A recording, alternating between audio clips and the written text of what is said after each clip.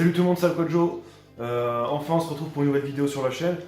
J'étais beaucoup pris ces derniers temps, donc comme j'avais pu le dire dans la vidéo des 100 abonnés, beaucoup de travail, beaucoup de choses à préparer dans la vie privée, entre guillemets. Donc tout ça cumulé, au final, ça a fait que j'ai pas eu le temps pour faire un petit suivi de mes aquas ou des nouvelles vidéos. Surtout que j'ai des vidéos qui sont déjà filmées, qui me reste juste à faire le montage pour pouvoir ensuite vous les faire partager avec vous. Donc aujourd'hui, ça va être juste une petite vidéo donc pour vous parler du bac qui est derrière moi, où il y a plusieurs vidéos sur la chaîne. On avait vu faire le montage, la plantation, etc. Donc là, ça commence à ressembler à ce que j'ai envie.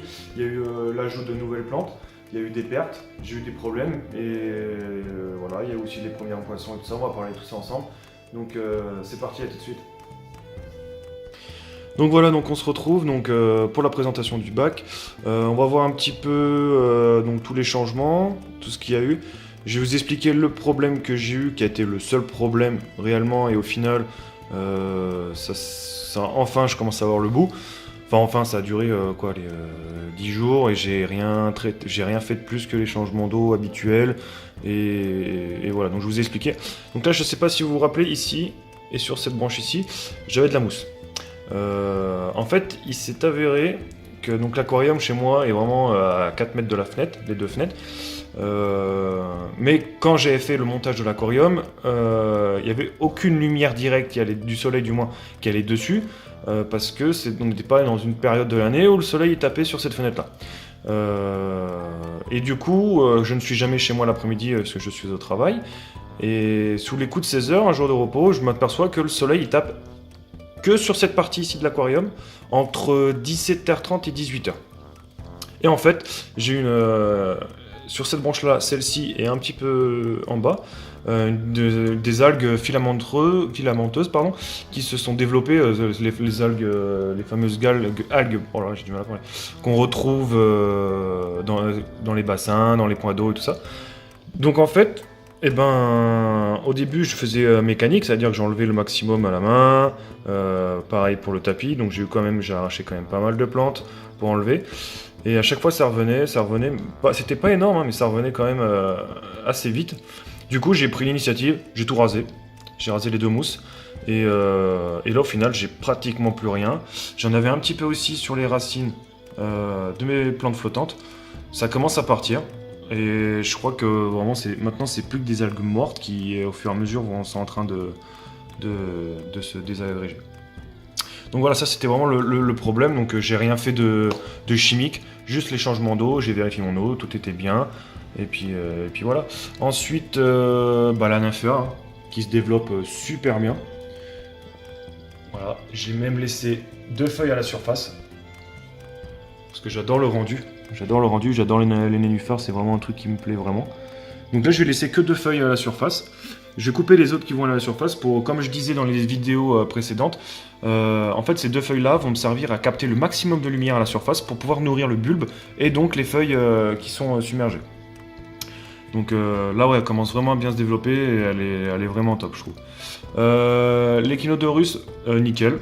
Elle me fait, là on voit qu'il y a encore une nouvelle ici, une feuille. Je sais pas si on va bien voir parce qu'elle est derrière l'ancienne.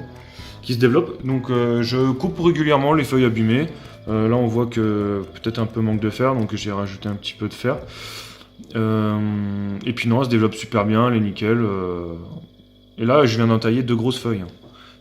Mais je pense que tailler les plantes régulièrement, enfin c'est pas je pense, c'est certain, pas non plus à outrance, mais ça les permet aussi de pouvoir vraiment puiser encore plus, qu'elles soient plus fortes et que ça soit que des nouvelles feuilles et tout ça. Ça c'est une nouvelle crypto que j'ai acheté dernièrement. Ou sinon ça c'est les anciennes qu'on voit ici qui sont derrière.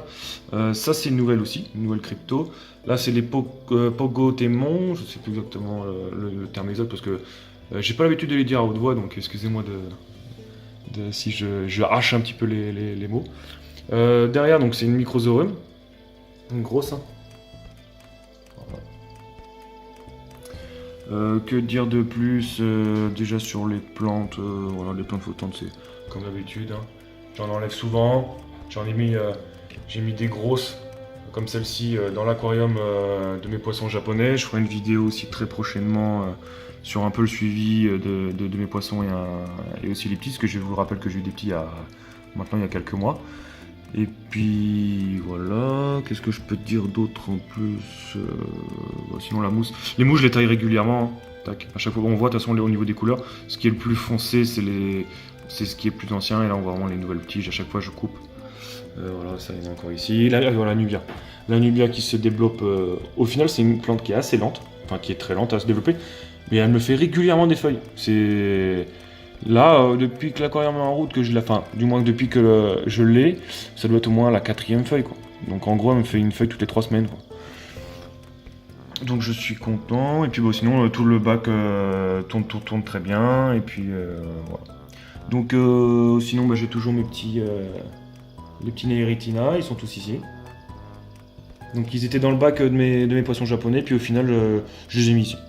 Comme ça ils font un peu le nettoyage des plantes, et puis tout se porte très bien. C'était rigolo, il va se mettre sur la vitre.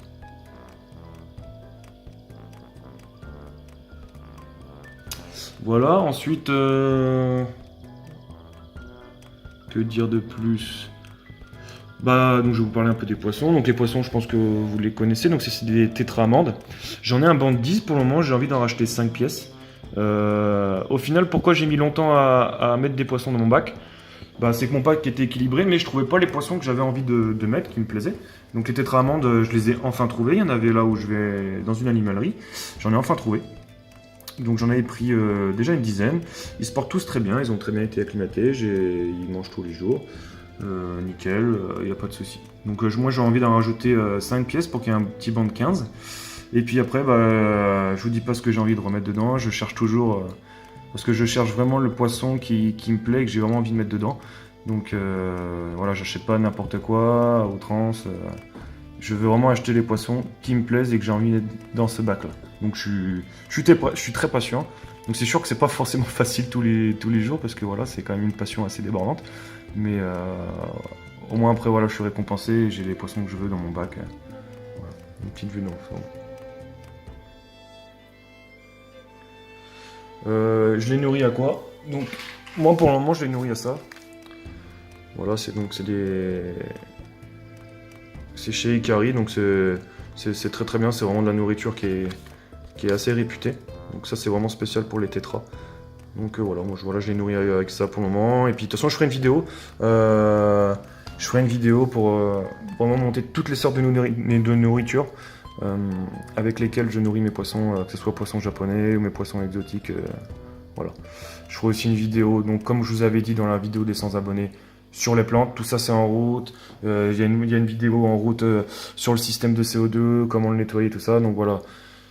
Ça va venir, ça va reprendre. Je vais essayer de refaire des vidéos une par semaine comme je faisais avant, plus si j'ai le temps. Mais voilà, je tenais à m'excuser, ça fait peut-être maintenant un mois que je crois que j'ai rien mis. Mais voilà. Donc bah voilà, je vais vous laisser sur les images du bac. Et puis bah moi je vous dis surtout d'aimer la vidéo si vous avez aimé, de la partager si vous le souhaitez. Et puis surtout si vous n'êtes pas encore abonné, à vous abonner pour me suivre. Et puis moi je vous dis à très bientôt. Allez, ciao ciao.